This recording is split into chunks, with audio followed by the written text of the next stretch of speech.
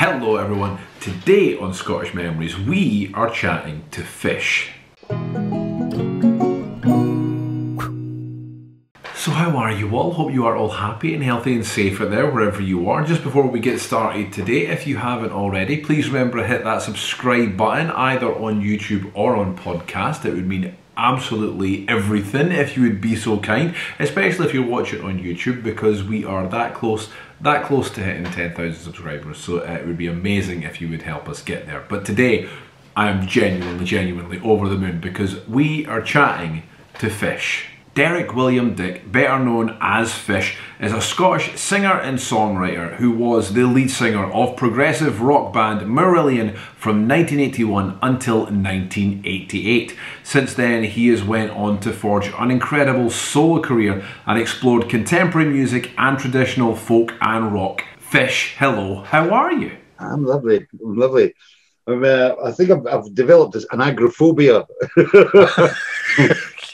It's starting to feel a bit like that, isn't it? It's starting to feel a bit like that. I'm really lucky. I mean, I'm in East Lothian and I've got a pretty big garden, and that's been keeping me occupied. I mean, it's been very strange. I mean, I think this is the longest ever in my life that I've not been on tour, and it's been very strange. You know, I mean, obviously lost all the shows last year, and it's looking like, you know, we're going to lose all the shows this year as well. I mean, I'm supposed to be out in Europe in September, but I can't see that happening. So, I mean, I'm just applying myself to the garden.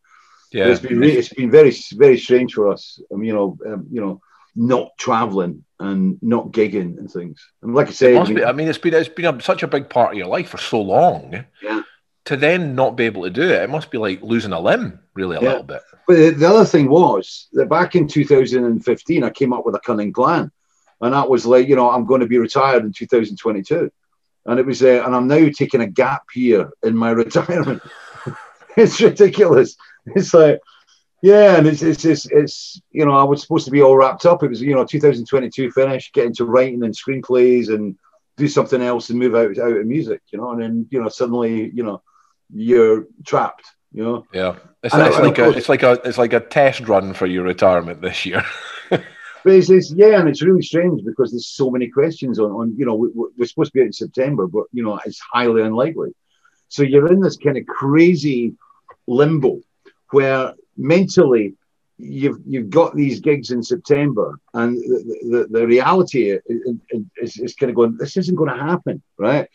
But you've still got to prepare for it, and you've got the Brexit stuff, so you've got all the visa thing to deal with. It's all got to be dealt with weeks, months before you even go out. So my September tour, I should be actually applying for visas in late June, you know, for the 6 countries that we're playing in Europe. So, I mean, it's a very strange position to be in. And, you know, you know, I'm so used to moving, you know, I'm so used to having all these different inputs and experiences that you do get on the road. And suddenly it's like you're just wrapped up. And, you know, your world is captured in Netflix. Yeah, it's a little bit, isn't it? It's just waiting for the next docu-series they've got on there for us all to sort of go, right, okay, this is what we're finding out about. I'll jump right in. You're a Dalkeith lad? Yeah. I was born in Simpson's Maternity Hospital in Edinburgh, but I was as was I, sir. As was I. Yeah, I think we all were, weren't we? Yeah, everybody was. But apart from my daughter, she was born in the Eastern General, which is now defunct and gone. You know, but yeah, Dalkeith. I lived in Dalkeith till I was about 18, 19 years old, and then they moved into forestry. You know, so it was.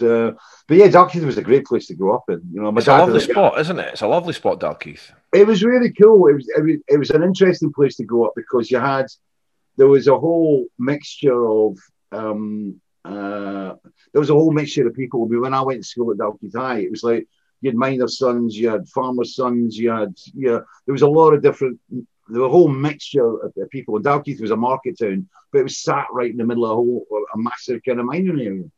So it was an interesting mix. And, you know, my dad owned the garage and I had strong links to the community as well. And that was the way I was brought up. You know, I was always brought up with, you know, that very strong sense of community that's always stayed with me throughout my entire life. And that sort of mining culture as well. I mean, it's obviously it's not something we've got now, but that really did kind of what you're going on. It really did bring a strong sense of community, that sort of thing. Because my mum and dad come from East Lothian, where you are now, and all that's kind of what do you call it, mining sort of thing there as well, isn't it? The whole Trinent McMurray thing and everything. I mean, all that whole area around about there, you know, it's just changed so much. You know, I mean, I remember, you know, when I was at school, you know, it was a lot of guys, you know, and you went to work in Monkton Hall Pit, and you know, and you know, like I said, my father had a garage, but my grandfather was actually a blacksmith, and it was. And they used to service all the bikes for the miners and things. So during the big big general strike way back in what 20s, whatever, it was you know, when they had to get their tools sharpened, my granddad used to sharpen them and just do tick and basically sort their bikes out so they could eventually get to work and get themselves stabilized. So we developed quite a strong link with the mining community, with the garage, because of the bicycles that everybody used at that time, you know, to go to work on, you know. So yeah, that's how I was brought up, and you know, and it stood me well over time. You know, my dad, you know, my dad taught me, you know, gave me strong morals and, you know, a good sense of right and wrong, and you know, it stayed with me throughout my whole life. You know, and again, you know, being brought up in that environment, you know, I've always been, you know, I've always been left of centre, because of, you know, that upbringing. And you know, like I said, I went to Dalkeith High School, and then came out of there not knowing what I was going to do and wanted to be an archaeologist, but didn't have my Latin. You needed a classic at that time going to university. And I was the only person at Dalkeith High that got a minus mark for a Latin exam. I got caught cheating and they took 10 marks off my paper. There was six of us moving the vocabulary book back and forward up through the desks. And I got caught with a book and 10 marks off your paper. Well, I'd only got 8.5, and it got marked down -1.5 for a Latin exam. So archaeology, I loved history. I nearly joined the army, but I wanted to go into tanks, but they said I was too big. And I refused to be humping gear around about hillsides. I did enough out of that. The Duke Edinburgh walk put me right off hiking. I did the same. It's a graft, that, isn't it? I did the Duke Edinburgh as well. I was like, no, I'm not enjoying this at all. No. I remember being up the Pentlands, and I still, when I have walked up the Pentlands, which is a walk that I really love, you know, when I can walk, if my knees hold out. And I remember being up there, sitting in a tent, and it would put the tent on a little hump of ground, and it rained and rained and rained, and the water had come in the tent because we had to put it upright. And we were actually sitting on a little hill in the middle of this kind of two-man tent. And I remember the water being all around, and it was just full of empty lager cans that we'd managed to get somebody to buy for us down at the Tibby Shields pub or whatever it was. I can remember when we did our Duke Edinburgh. There was about 3 of us. And we did the Pentlands for our Duke Edinburgh. And the spot that we were to camp at, we had one tent, and it was a wind trap. It was a proper wind trap. And I was in the middle of the 3 of us. And the other 2 were, when they were sleeping. I missed this. I was dead to the world. I was sound asleep. But the 2 of them were saying that the tent just kept blowing either side. So they were holding it down either side as we were sleeping. And I was in the middle just... It was a real test. And I hated it. I think I left before going to the silver. I mean, you know... but funnily enough, it was like in 2010. I'd just come out of I had 2 vocal operations, one after the other, and across the period of about a year and a half. And my personal life had gone up in flames with a second divorce, and I got into diving, and I'd learned how to dive, but I was a wetsuit diver and learned out in the Caribbean. And I knew in 2010 I had to start doing things. You know, I couldn't just sit in the house and mope. And there was 2 things that I started to do. Was I'm diving, and I took my wetsuit ticket down at St Abbs, which is a beautiful place. I love that. I love that whole area down at St Abbs, the whole the Marine Reserve and things. And the other thing was walking, and I started to do a lot of hill walking. And we did a charity walk on the West Highland Way, and I met up with a bunch of people that was they were kind of like fans and associates and things like that. And there was a bunch of us did the West Highland Way, and it was an incredibly moving experience. And I'd never seen the country like that before. And just going out for a week and walking that whole way up to Fort William was just, it was incredible. And that gave me a huge appreciation the country, you know. And it was that. I've said it on so many interviews. We're so lucky with the views we've got. It is stunning. Yeah. I mean, that walk, I mean, you know, I mean, I think that it's trying to get the timing right, because sometimes it's like, you know, when you're actually walking and you feel like you're in a line of ants, you know, going along the side of the lochs. It's like, you know, there's so many people in the summer, you know, doing little bits. But you know, we went out and camped out every night, and it was just phenomenal. It was a real. It felt like a rite of passage, you know. Yeah.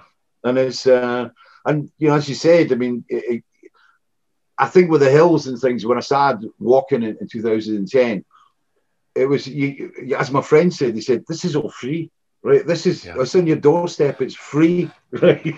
It's still like Disneyland. It's like, you can just go out and I've been up the Lammermuirs and things and stuff.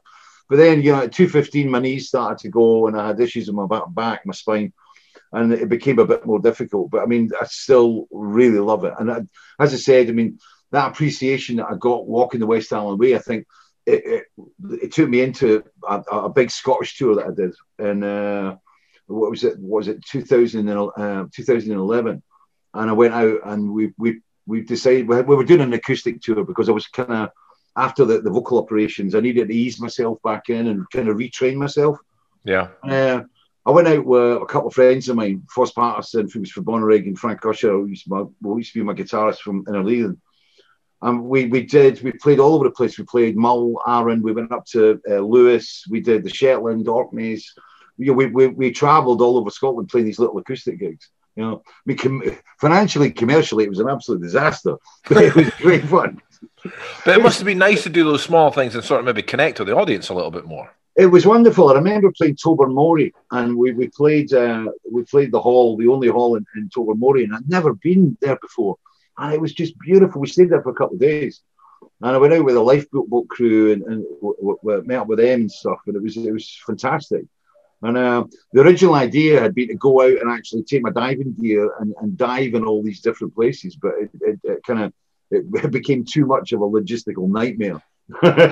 So is it like the open water swimming, diving that you're doing? Like, you know, it was what I did do. I gave it up because I was getting to that point where I was going to become a statistic at the back of Dive magazine.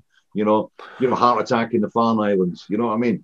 Yeah. And it was, you know, and I was, you know, unfit. I was getting old, and you know, and I had a lot of fun. I mean, I did 100 and odd dives. I mean, which isn't that many in most people's dive books, but I mean, for me, it was a lot.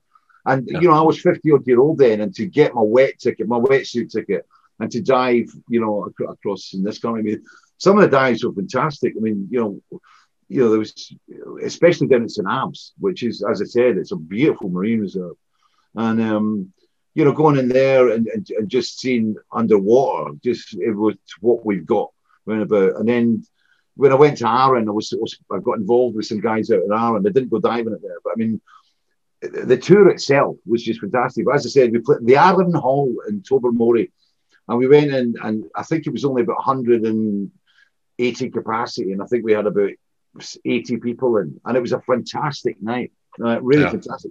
And I couldn't understand why we'd come all the way to Tobermory, and I thought we're going to sell it out, you know, it was a Friday or Saturday, you know, we're going to sell it out, and we didn't, right? But we had a fantastic night, and I remember saying, I said, this will be like when the Sex Pistols played, you know, the 101 Club down in London or whatever, you know. It's like, you know, it's like when I was at school.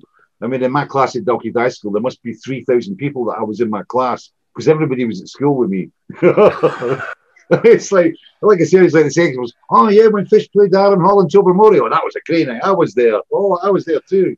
Yeah. It's funny. I did the same thing. I chatted to Jason Connery a while ago, back in like August or something, and he said he gets the same thing when people talk about his dad. Yeah, the amount of people that say, "Oh, I used to do the milk round with your dad." He's like, the whole Edinburgh must have done the milk round with my dad at some point. Yeah, the funniest one I had, we did this gig in Thurso, and we had a gig. It was in the little cinema well, there was a cinema we converted in a pub in Thurso. It was the venue in Thurso, and we drove in the town, and the whole front of the venue was plastered. Fish acoustic tour, blah blah blah. And we're going like, this will be good. on the radio, the guy, there was a guy in the local radio station, really supportive, big fan, and we'd only sold 20 tickets. And I remember after sound check, I went in a local pub and I was sitting there, and this guy comes up and he says, he goes, "Oh, Fish," you know. I'm going, "Oh yeah, how you doing, man?" Right there. "Oh wow, what are you doing here?" I said, "We're doing a gig," and it's like on the main street of the cinema. It's the placard right across the. I mean, you couldn't have had any more publicity in the middle of Thursday than this. And the guy says, "What are you doing here?" I says, "Oh, so we're doing a gig tonight. You going to come along?" "No, no, I'm going for drinks with my mate tonight." And it was like, I went, "Thanks." Yeah, yeah. It was. But yeah, but I mean, the experience, it was just driving about. I mean, I saw more of Scotland on that kind of, that it was just less than short of 2 weeks, you know. And I saw more of Scotland in that time than I'd seen in the entire rest of my life, you know. And it was beautiful. Like I said, I mean, Arran, I loved Arran, loved Mull. Stornoway I'd been to before, and I'd been up in Lewis, which is a place I love. But I mean, there was loads of other wee nooks and crannies that I found. And as I said, you know, when you start driving through some of these glens, and you just go like, "Wow, this is our country," you know. It was incredible, you know. Yeah, and I really want to show my wife, because my wife's German, and in 2015, when I was kind of coming up with this whole idea for, you know, the end game of my music career, you know, we were torn between living in Germany and living in Scotland. And, you know, I love Germany and my wife loves Scotland. And we actually had to do the Winston Churchill bit, where you sat in the pub with a bottle of wine with the paper and the pen and went, you know, Germany, Scotland, and wrote down all the pros and cons. Yeah. And what swung it was East Lothian and the garden here, because my wife, you know, Simona, she absolutely loves it over here. Yeah. And we, as I said, you know, she moved across it in 2016, and I've been dying to take her out to these places. She's not even seen the country, but because of the lockdown, you know, the whole idea was to, like, let's go out and do trips, you know, here, there, and everywhere, and just take, you know. But between the lockdown and where we both care for, or my wife in the main, she's the angel carer for my 88-year-old mother who's been with us for 2 years. So that's kind of, you know, it's been a difficult thing as well to deal with, you know. So but yeah, but it's, you know, I'm dying for the lockdown to end so I can start, you know, just doing little forage trips out to places, you know. Yeah, it's funny you should mention, going back to what you were just saying about your wife being German and loving Scotland. Historically wise, that's not uncommon, because what's coming into my head is Queen Victoria and Prince Albert, that he was German and loved bringing her up to Scotland because it reminded him of Germany. So there's obviously a nice connection sort of there. I've never been to Germany really, so I don't know what the land's like, if it's very similar. Yeah, well, where my wife used to live, and I stayed out there quite a lot. I mean, I was out there about 3 months, 4 months a year, and because we started going out in 2011, so I was, you know, we were conducting a long distance relationship, and you know, I've got 3 stepchildren, so it was like I spent a lot of time over there. And it's down in a place called, like I say, Carlsruhe. It's way down the south, you know, very close to the Black Forest. And, you know, there's many a time, you know, we go out and go driving around there. And, you know, I was touring a lot in Germany. I mean, you know, I do more shows in Europe than I do in the UK. Right. So, I mean, you know, I really got to know Germany and like that area, Baden-Württemberg, you know, that state. You know, where the hills and the forests and things. Yes, it was very similar to Germany, you know. But I mean, when someone came across here, I mean, East Lothian. I mean, I moved up to East Lothian into Haddington in 1989, and I've been here ever since. You know, and it's a beautiful area, East Lothian. Well, I love this. I love this county. I mean, you know, it's fantastic. I mean, as I say, I live in the country, which has been an absolute boon, you know, over the last year. And but you know, I can go out the door, and you know, I can get on a bike and go north, and you know, within 20 minutes, 30 minutes, I'm on the beach at Longnidrey. You know, yeah, I can get on a train at Longnidrey station, and in 20 minutes, I'm in the capital of our country. You know, Edinburgh, one of my favourite cities in the world, you know, a place that I love. I've been in every major city in Europe, and I still prefer Edinburgh more than anywhere else. I mean, not just because it's home, but I just love the vibe of Edinburgh, you know. Yeah. And, Well, I'm biased. I completely agree with you. Yeah, but you know, but as I said, being in East Lothian, you know, I've got the coastline, you know, just down, you know, up the road, and then just down the road, I've got the Lammermuir Hills, and then and you have the county. I mean, you can go down. I mean, another place I really love is the John Muir Park down at Dunbar, and I love going walking, you know, taking a car out and walking around that whole part of the coastline around Dunbar, and like I said, the John Muir Park. My mum and dad moved to North Berwick, which is again a fantastic town. I mean, I love the vibe in North Berwick, but yeah, I just feel totally at home here in East Lothian. I mean, I really, I mean, I'm well rooted, you know, and it would take a hell of a lot to get me out of this place, you know. Yeah. It is a beautiful spot. Like the view, the walks you can get, and the views are just incredible. It feels like you're just everywhere you turn around. It's just another view. You know what I mean? It's spectacular. It really is. The number of people. I mean, a lot of my band members and crew members that come up, and you know, when we get days off, we might go down the beach or whatever. And you know, there's a lot of friends that we've taken them down to like Yellow Craig's Beach, you know, which is just down at Dirleton, right? And you know, and Gullen Beach, and they go out and they just go, wow, this is absolutely amazing, you know. Yeah. And I really want to show my wife, you know, some of the beaches up north, you know, especially the ones up on the west coast. But I mean, it's on the to-do list. I mean, it's one of the things that, you know, when we get through all of this and we get the time, and you know, it's something we definitely want to do is, like I said, do little exploration trips and things. It's that, you know what, just what you were saying there. It's something that's came up in a lot of random interviews. Scotland's got some incredible beaches, like stunning beaches, and you wouldn't think it because, you know, it rains most of the time. But some of the beaches are just like, we're talking Bahamas kind of looking beaches. They're beautiful. Yeah. And as well, I mean, as I said, I mean, with the diving, there's so many amazing dives. I mean, people go, oh, Scotland, you know, it's, you know, if you can't dive in Scotland, it's some beautiful dives. I mean, Arran and that whole west coast. I mean, Tobermory and the wrecks and stuff up in that kind of area. I mean, it's great water, clear water. And I was going to say that you get up there sometimes. It is blue. You know what I mean? That beautiful blue, glassy look sometimes up there. Yeah. I mean, it's, you know, it is wetsuit diving. I mean, sorry, dry suit diving. I mean, you know, you got to have a constitution to go out there in a wetsuit. But I mean, it's fantastic. I mean, there's just so much on offer. It's incredible. Yeah. I mean, in fairness, on one side it's the North Sea and it's the Irish Sea and things like that. I mean, you've got to be able to hold your own in that sort of water there a little bit, haven't you? I mean, it's not. I'm not going to head down to the Firth of Forth and jump in there at this time of year. You know. No. Kind of with that as well. So you've kind of touched on exploring Scotland anyway. But when you were young, when you were a kid, was it holidays around Scotland? Was it staycations? My dad, as I said, had a garage, and he was very tied to the business. So, like, you know, up until I was about, we didn't go to Europe until I was on a driving trip to Europe until I was about 12, 13 years old. So, you know, we did a lot of kind of caravan work. I remember going up to Dornoch, right?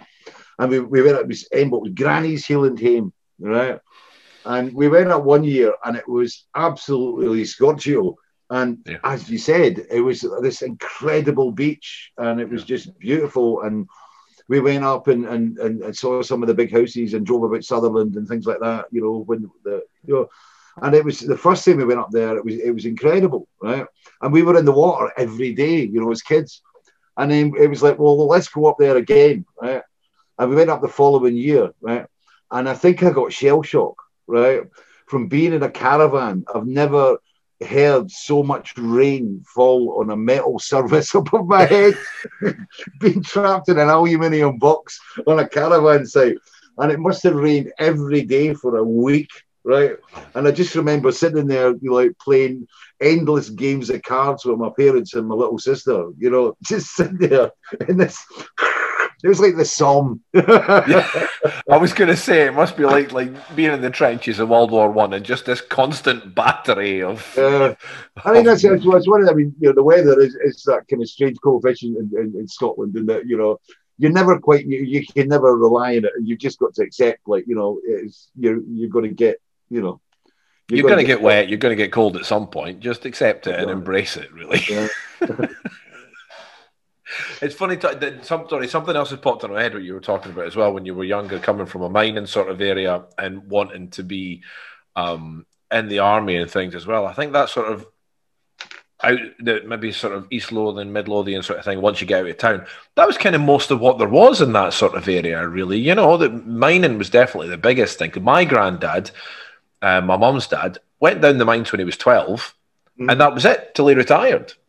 You know what I mean? And my dad's dad, he was in the army. He was in the army. He used to teach people to drive tanks. That was his job. That was his job. So it's funny, those two things that you mentioned earlier on. I was like, sorry, it's played on my mind since you said it. I was like, it's funny you mentioned that because that's the two connections I have. Yeah, but it's always strange. It's like, you know, apart from the whales, I mean, if you went up to Newton Grange and you saw Lady Vic or whatever, you know, you weren't really aware that there was all these mines underneath the ground. You know, you had this wonderful agriculture that kind of heads everything, you know, below. You know? Yeah, I'm sure East Lothian as well. It's one of the first places that was seriously properly mined in Europe, I think. Really. Yeah, there's a lot of interesting places around here. There's a lot of like narrow gauge railways and things. Like, I mean, there was a period in the late 90s, and I had this thing about going out and finding some of the old railway lines. It was basically it was a property that I was looking at the time. We were too complicated to explain, but we'd found a ruin, and it was down by a railway line, and I wanted to find out about the railway line, and I ended up buying a book, and it basically showed me all the other railway lines that were in East Lothian and the history of the networks, and it took into all the narrow gauge stuff that was taken up to bring the coal, and it was hugely interesting, right? And it's strange, even now you can go up into some of the hinterlands East Lothian, and you can still find, you know, these areas that go down by the side of fields that were actually old railway lines. It's a real shame we've lost a lot of these old railway lines. Actually, they'd be in this day and age. They'd be used. They would be used. And one of the things that I definitely want to do, and it's like, I remember when I was a kid in Dalkeith, you know, I can remember the station in Dalkeith, which was just up near Kings Park, and I can remember that, and I remember the steam trains when I was really, really young. And I remember when after the Beecham cuts and stuff like that, when they ripped all the lines up, and I was overjoyed to see that Borders link put back in, and it's one of the things that I really want to do, and I've not been able to do yet, is to actually go in Edinburgh and travel all the way down to Gala, and I'm overjoyed. You know, I'm so happy that people are talking about opening up that line all the way through to the Borders out to Hoyk and eventually hopefully to Carlisle. I think it's a great thing.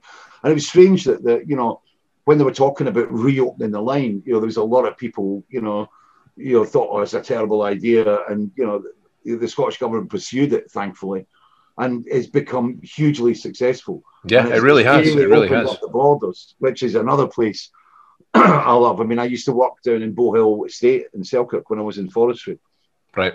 And, you know, and again, when I was a kid, my mum and dad used to take me, my mum and dad had friends that had a farm down in near Lauder. And I used to go down there a lot at weekends and things. So, I mean, I really loved the Borders, and the common ridings and the vibe that was around during the common ridings was spectacular, you know. And I actually rode in the Lauder common riding when I was about 10-year-old, you know.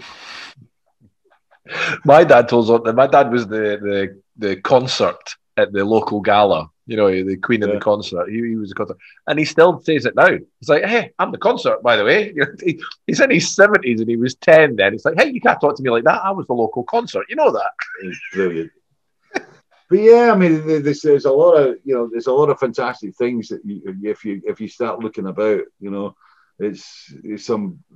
you know, like I said, I'm really looking forward to being freed up and being able to spread my wings again. You know, It did, yeah, and it's nice because it's starting to feel like it's getting, you know, there's a light now. We are getting there. And some ways, I'm a bit sort of, I'm itching to get back out and into the world and get back to working properly and everything like that. But on the other hand, like I mentioned to you earlier, we've got a 5-month-old now, and I've got to spend the first 5 months of her life just with her. Yeah. So it's a two-edged sword, you know. I'm really excited to get back out in the world. On the other side, I'm not going to get to spend that much time with her again. You know what I mean? It's all balance. It's, you know, but like I said, I mean, you know, it doesn't have to be an epic journey. I mean, you know, you can flip away for a weekend somewhere, or even just a, you know, when you think about it. I mean, I can get from Haddington. I've got friends up that are living. They've got a place outside Perth.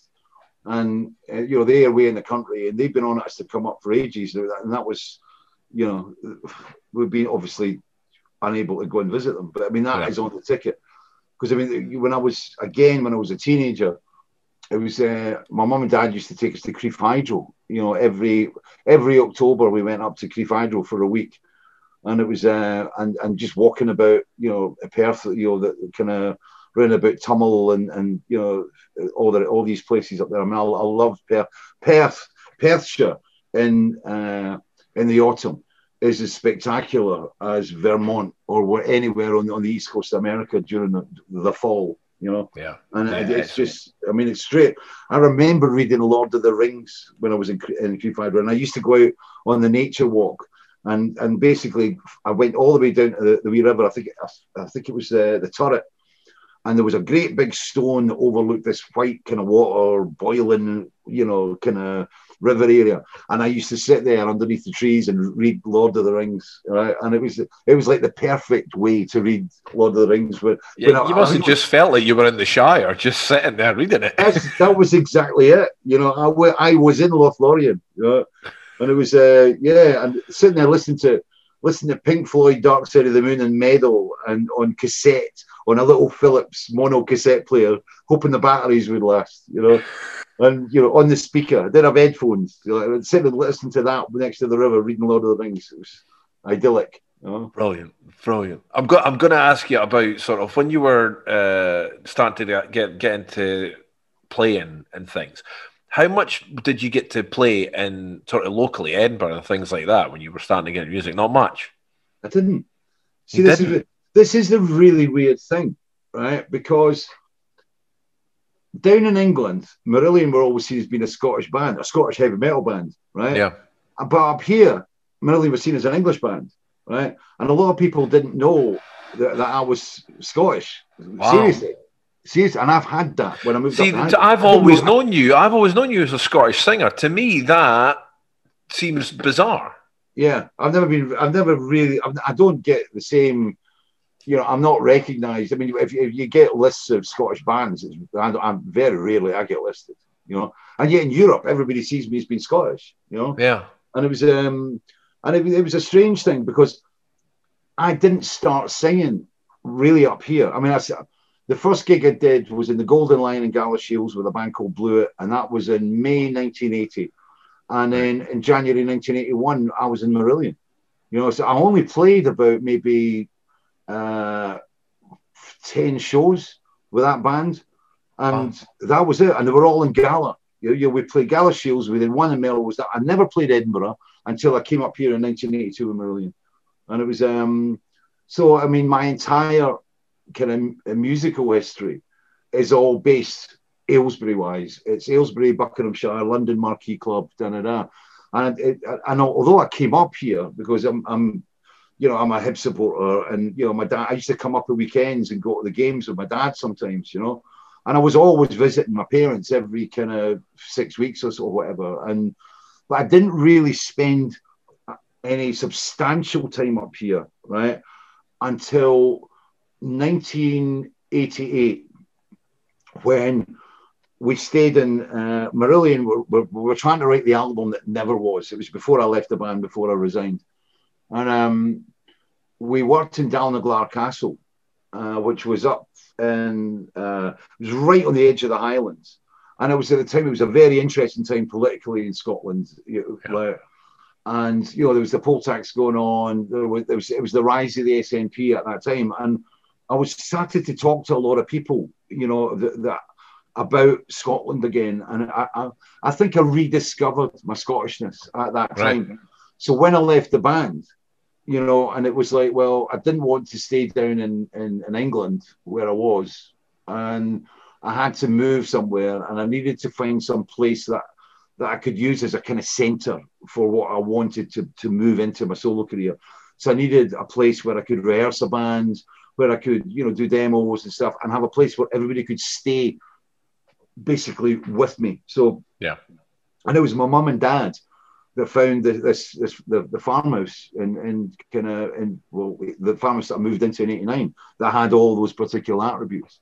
And but I mean, when it was that '88, it was the experience in '88 kind of like pushed the decision, or really laid the ground for the decision to move up here in '89, and I've never regretted it. And I love living here. I love it. I could never imagine living in London again, ever. I can't handle cities. I had something similar, a little kind of not exactly the same, but a little bit, because I trained at drama school, and my mum and dad wanted me to go to drama school up here, Edinburgh or Glasgow, but I deliberately went to a drama school in England because at the time I was early 20s. I was like, no, I don't want to be known as a Scottish performer. I just don't want to be boxed that sort of way. I wanted to be more than that. So I deliberately went down there. And now I've gone the opposite way. By moving back up here, I'd rediscovered it and I've just embraced it and went, yeah, no, this is who I am. This is a big part of me, and doing this and showing it off now. It's funny how I sort of went full circle the same sort of way. Yeah. Well, it was kind of the same where I was. I mean, the punk thing had happened, and you had Simple Minds and everything that were kicking through and stuff, and there was Orange Juice and stuff. But for me, it was I had to move to London to make it happen, Yeah. And the offer came in from Marillion to move to Aylesbury in Buckinghamshire. So like I said, that was where I started. It was, it happened in London. If you wanted a record deal, you had to move to London, Yeah. And it was, you weren't going to get A&R guys, coming up here, especially not for the kind of music that we were playing. Progressive rock was like, it was frowned upon. I mean, like I said, the kind of punk movement had put out this rallying cry, and we were supposed to be being hunted down in the woods, But so when I joined Marillion, it was in Aylesbury, which had the Friars Club in it and things. So it was a great melting pot for the kind of type of music that I was involved with. But when I moved back up here, in '89, it was absolutely the correct move. And I think I identified as the same as you did, that coming up to this country, by the time I came up here in the late '80s, there was a core of people up here. There was the infrastructure. You could find things to do and people to meet, to discuss, to work with, and things. It's very different now. And there's a great music scene up here that is proflated. It's cool. Yeah, the one thing that upsets me about it all is I feel, and this is a criticism of, I suppose, Edinburgh more than anything else. I feel like we're losing music venues, live music venues, left, right, and centre, which is devastating. It just feels like none of them are really. Again, I don't know what it's like at other parts of Scotland, but I do feel like Edinburgh was struggling with it a little bit. It does feel like every 5 minutes you hear another one closing. Edinburgh has always struggled with venues, and the one thing I'm really happy to see is that the Leith Hall is opened up again, which is, I went there. And beautiful space. It was the last time I actually met. It was one of the last times I met Ted McKenna, the drummer for the Harvey Band. We were doing funnily enough, it was for a music exhibition that was taking place at the National Museum in Edinburgh, and they were doing interviews that were part of they were part of the whole project. And I went, and they said, "Oh, we're doing interviews down at Leith Town Hall." And I went, "Wow!" I'm like, when did that open up again? And the last time I'd been there, I'd seen a couple of bands in the '70s, like PFM, an Italian band, and a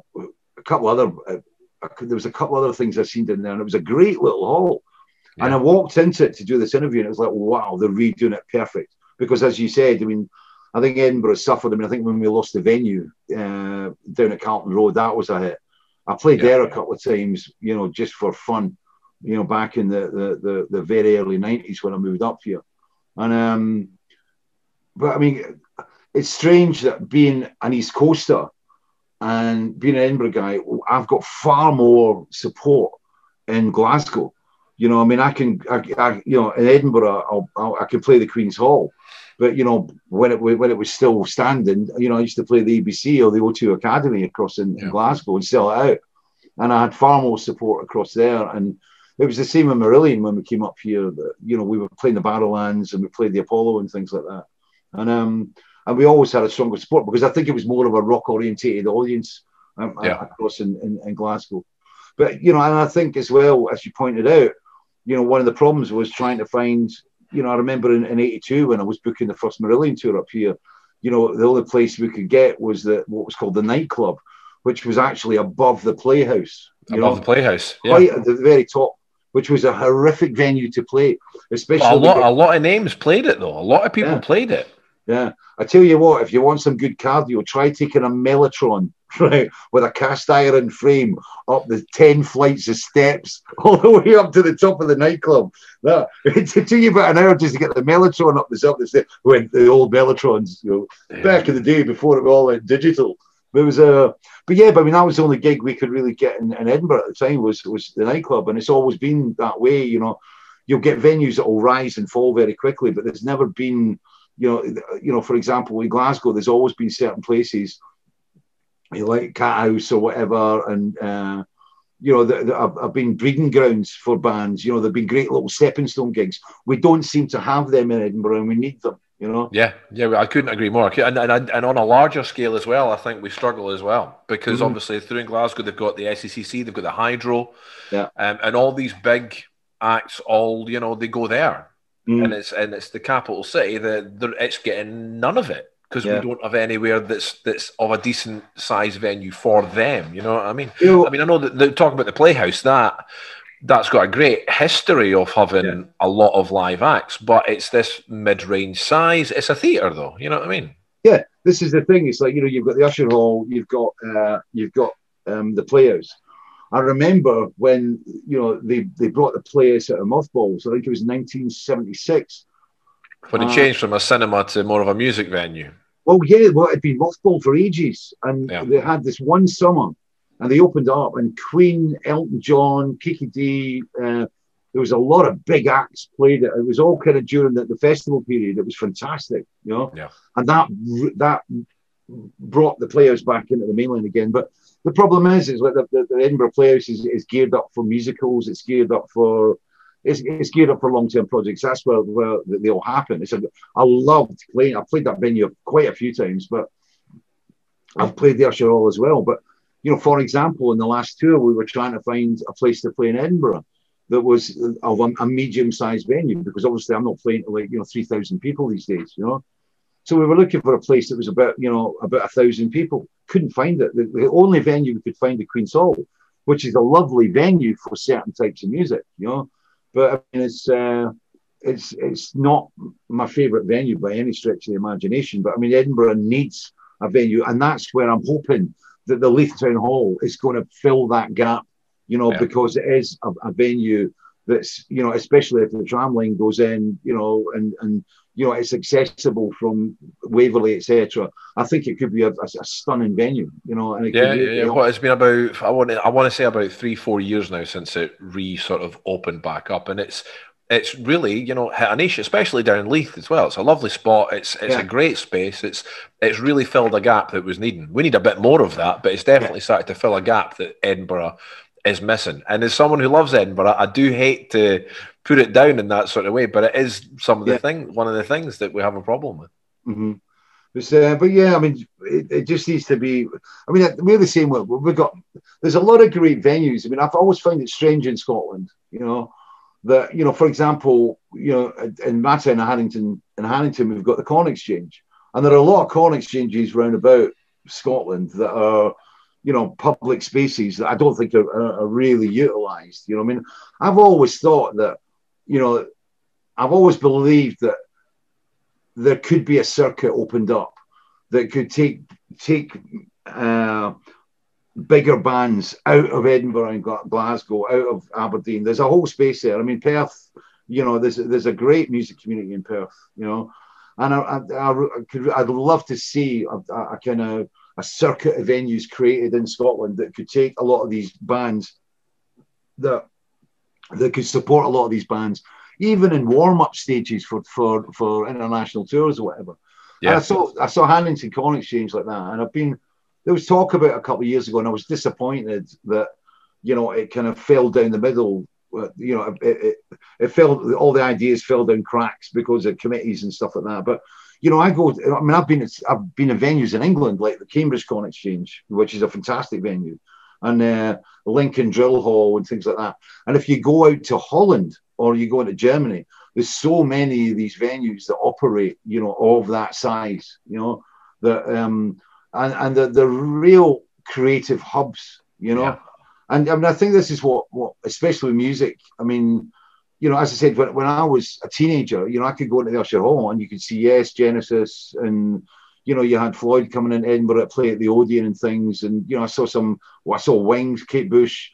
I mean, all those acts came to Edinburgh, you know, and they were playing to, you know, like, you know, as you said, you know, 1,000 to 2,000 people, you know, but we don't have that. And we need that, because you need to have those acts coming in to excite young musicians, you know. And it's difficult, you know, if you know, Glasgow is the only stop point and you've got to go from Edinburgh across to Glasgow, you know, it's hard, you know, to you know, it's a trek. But I mean, I'd love to see places like the Hannington Corn Exchange opened up, so that, you know, and the way that, for example, in Holland that we work gigs, you know, it's like people volunteer to work at the venues. You know, a lot of the stewards, a lot of the backstage crew, they're all volunteers. You know, they get paid minimal kind of money, but they get to be part of the show and be part of the experience, and they learn. And through that experience, a lot of people move into it on a professional standing. You know, I mean, I know a lot of Dutch sound engineers that started off working as house engineers in Tilburg or Utrecht or wherever. You know. And, and you know, that's something that I think we need to do. I think, you know, if we were to have to create a circuit like that in Scotland, to bring bands in, to excite, you know, local populations, to pick up people that are interested and kind of feed their dreams a little bit, you know, and you know. But then again, we are sitting in the middle of COVID, where, you know. Yeah, we are. We're spitballing great ideas to stimulate the music industry and everything, but at the same time, we're all stuck in our houses. But you're right, that the old Odeon in Edinburgh, which has been sitting derelict for years, it's a beautiful big space. It's a beautiful. It's crying out for it, and it's just sitting, going to waste. Even remember the old star roof it had as well, the lights with the star roof on it as well. It's a beautiful space. Yeah, there's a bit of imagination needed. I mean, I think the Odeon got split up. It was going to be used as a nightclub. I mean, it's like, you know, it's why everybody thinks that venues should be nightclubs. You know, it's like, you know, that's just about making money, though, isn't it? It is, you know, and like you said, I mean, you know, the Odeon in Clark Street was. I mean, I remember seeing Genesis in there. I mean, I saw Peter Gabriel in there a couple of times as well, you know. And it was, you know, when I was, you know, a teenager, when I was about 18 years old, and it was fantastic. And it was, you know, but as we've said, you know, Edinburgh needs something like that. But hopefully, you know, Lothian Hall will fill the gap, you know. Yeah. I'll start to sort of wrap up, because I know you've got a life to get back to. Just before, I've got a couple of things before we finish off. If people are thinking about coming over here, because I'm very lucky, the people that watch are, you know, they're either just planning a holiday in Scotland, or they're expats, or they're people with Scottish heritage and they just want to come. If people want to come over, what would be your top tips for coming to Scotland? Oh, God, I've got no idea. The top tips: be flexible, and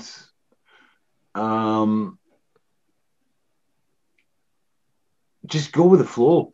I mean, I think that's the best way to go around Scotland, is to just follow your senses, you know, and you'll discover some amazing places. I mean, off the mainstream tourist routes, you know, and delve and investigate, you know. And like I said, I mean, a lot of people, you know, might never think of going from Edinburgh, getting on a train and going down to North Berwick, you know, or, you know, they might not think about, you know, going across the Arun or whatever. It's what they're worth investigating, and it's worth spending the time. And don't rush, you know. Definitely take your time and don't rush. Don't, you know. That's the one thing I always hate. It's like, you know, when you get into a holiday kind of vibe, it's like you got to be here. We're going here today. Go there. Just be flexible and just go with the flow, you know. Yeah. And you're right, that sort of East Lothian and borders, the borders, it does get missed out because people think, you know, they go Edinburgh to Glasgow and then they think about going to the Highlands. Yeah. And they miss that bit. And it's a shame because it's beautiful. Oh, I mean, I love the borders. I mean, you know, that whole area, that Selkirk, Melrose, Howick vibe. I mean, you know, I mean, St Mary's Loch. I mean, to take that trip down St Mary's Loch, you know, it's a fantastic run, you know. And but like I said, I mean, you know, having the railway that can get you from Edinburgh down to Galashiels, if you can get down to Galashiels, you've got a step off point into the borders, which is fantastic. You make it easy for people to get there, then they're going to go there. Yeah, and it's the same with Perthshire as well. I mean, a lot of people tend to gravitate to the west, you know, like the Loch Lomond vibe, but there's a lot of stuff Perthshire way and up that central core of Scotland. There's some absolutely beautiful places up there, you know, that should be examined more, you know. Yeah. I'm gonna finish off with what I like to call difficult questions for us Scots. This is where we really get to know you now. Shortbread or tablet? Tablet. I'm definitely a tablet man. Yes. Just like the sugar hit. The sugar hit, yeah. That'll come for the rock days, though, really, isn't it? You just need to get a bit. Tablet. If I'd go fudge, I prepare fudge to tablet. You can't put a tin of fudge anywhere near me on a night. You know what? I love going to, obviously they're all shut just now, but on the Rawwell, there's two of them where you can stand and you just watch them make the fudge. Oh. You know, they spread it out. There's two shops in the Rawwell where you can just stand and they're just like, in you come, and they've got that big slab of marble, and you're just salivating at the smell of it and the look of it. It's amazing. It's lethal stuff. Yeah, then that's why you sit and look down going, I must buy an exercise bike. I've got one. It's sitting gathering dust, but I've got one. Yeah. I've got a cross trainer as well. Did exactly the same thing. Yeah. It's great for drying clothes on. Iron brew or whiskey? Whiskey. I think I'd take whiskey on that one. Iron brew. I like iron brew, but it's a wee bit sickly for me. Believe it, even after saying fudge, right? Even after saying fudge and tablet. No, but it is though. I got reached out by one of the guys that watched the channel, and they sent me a message. Goes, I tried iron brew for the first time. I can't remember where it was, from America. I tried iron brew for the first time. You guys are drinking a weird orange bubblegum taste thing. I don't get it. And I'm like, it's a unique taste. Yeah, but I mean, vodka and iron brew is a very interesting drink. But I mean, in all honesty, I've never really been a true whiskey man. You know, I mean, I've never. I think when I did the first solo tour in 1989, we decided to go. I went on a Scottish tour on my very first solo tour just to try out the band and just to be solo for the first time. Yeah. And on that tour, I remember we discovered Macallan's, and it was a very bad thing to throw into the circus. It was a very bad thing. But I mean, yeah, I like a whiskey occasionally. It's not something, if I was to go in a pub, I wouldn't go in and order a whiskey. You know, I tend to be, if I'm in a pub, I drink beer. You know? Yeah, I'm the same. When I drink beer, it's 70 or 80 shilling, right? Yeah, I'm kind of the same. I do remember a phase when I was younger where all of a sudden everyone was drinking Jägermeister and Red Bull. Yeah, and again we tried it a little bit, and then eventually I went, you know, this is a bad combination. You're getting me drunk and giving me energy. This is just silly. Yeah, I did. The first time I ever had that was in Austria, and in Austria they had the proper stuff. It was that they had it's something to do with the taurine percentage, with some mystical thing that goes into Red Bull, right? And in Austria, there wasn't the regulations. Outside Austria, you're only let put so much in. And it was a friend of mine. It was her and her husband took me out into a bar in Austria one night and said, "Oh, vodka Red Bulls." And I'm going, "What? What's Red Bull?" I was awake the entire night and I had to do interview. I had all day interviews the next day and I was absolutely wired, right? On this, I'm going, what was that stuff? And of course, and I'm drinking it like you drink Jack Daniels and Coke, and it's like, and they go, be careful with that Red Bull, you know? Yeah. But, yeah. Square sausage or black pudding? Oh, now there's a difficult one. Yeah, see, this is where we really get to know you. I like both. Yeah. Stornoway black pudding is Stornoway black pudding on a roll with an egg. Oh, brilliant! But I love square sausage on a roll, right? Yeah. But I mean, I can't. You know who got really excited about square sausage? Barbara Dixon. When I was chatting to her, she got properly excited about square sausage. She was just bouncing about the place. But yeah. I'd chuck them both on a roll. yeah. Well, that's what I do. I mean, that would be a Sunday lunch thing. Would be, okay, wake up with a wee touch of hangover. It's like, yeah, square sausage and black pudding and an egg on a roll, right? Yeah, with tomato sauce, right? Absolutely. Yeah. Haggis, neeps and tatties or mince and tatties? Oh, so really hard again. I remember when I first went across to Karlsruhe when my wife was and I were kind of in the early stages, and I went across to visit them. I made mince and tatties for the kids, right? And they were all. I mean, my stepson, who's now 18, right? He was only about 10-year-old then, right? Yeah. And they were going, "What's this?" And they all loved it, right? Yeah. And it was and I turned them into haggis as well. I mean, I love haggis, neeps and tatties.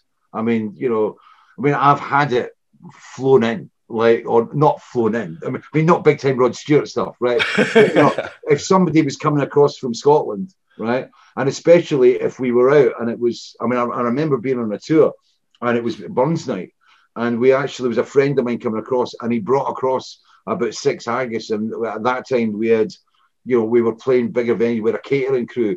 And Richie, he was a Scottish guy, and he was given the haggis, and he did haggis, neeps, and tatties. The hardest thing was actually finding the turnips, finding the neeps, right? Right. But I mean, again, it's between, I love both, and they're both regularly eaten here in this house, Yeah. And my wife, like, I mean, when I make mince, it's more of a stew kind of vibe, rather than the actual big heavy gravy stuff. That's the thing. I've mentioned it many times. There's no set recipe for the haggis, neeps, and tatties. It's quite easy how to do that. But mince and tatties, every household's different. Yeah. No, it's my mince and tatties is quite famous in our family. Last but by no means least, Tonics, tea cakes, or caramel wafers? Caramel wafers. Easy. Oh, straight in there. Straight in there. Yeah. And actually, this is true. There's a guy. He keeps on showing up at gigs, right? And he's Scottish, right? And you walk on the stage, right, for the first number, and you walk on, and there will be a pack of caramel wafers out on the monitor, right? And every gig he comes to, he leaves me a pack of Tonics caramel wafers, right? Oh, yeah. And I've been out in Germany, and he's come over to the gig, and you walk out the stage, and there's a whole pack of Tonics caramel wafers on the monitor, right? And sometimes they'll get thrown on the stage from the darkness, right? If he's not managed to get somebody to put them on the monitor. So yeah, and I just find that the tea cakes, like, I don't know, there's something about no. And Tonics caramel wafers, the best way to have them is if they've been in the fridge for an hour, right? So they're really chewy. I think there's more substance to a caramel wafer, really, isn't there? Yes. But I have noticed the changes. I don't like the dark chocolate ones. That's an aberration, right? It's and they've changed a little bit. The chocolate it's like most of the chocolate out there nowadays. It's a bit less cocoa and. It's like Curly Wurlies. I remember Curly Wurlies being huge, and now they fit in your pocket. Something's going on. It's no fair. Yeah, but you meant blue? Is it blue ribbon or blue riband?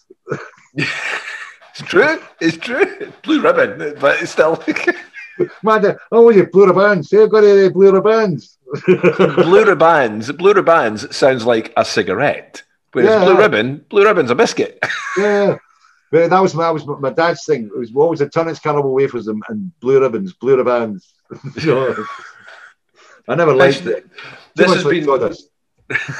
has been absolutely brilliant. I'll let you get back to life. Thank you so much for taking the time and coming on and chatting. It's been genuinely brilliant. Thanks very much. Enjoyed doing that. That was brilliant. That was a genuine honour to get to have a chat there with him. I really hope you enjoyed that. Fish, thank you so much for sparing the time and coming on and chatting. It meant the world. I really thoroughly enjoyed that. I hope you enjoyed that as well. If you did, please remember, hit that like button, hit that subscribe button, and of course leave a comment. But wherever you are, keep yourself safe. Till next time, bye humans.